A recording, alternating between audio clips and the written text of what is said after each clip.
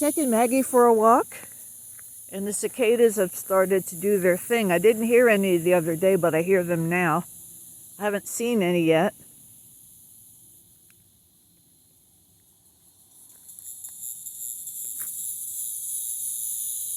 Somewhere up in that live oak tree,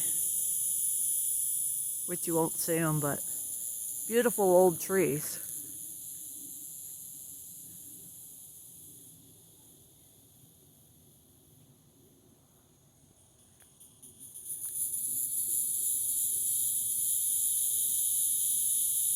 It's the males calling the females so they can get lucky.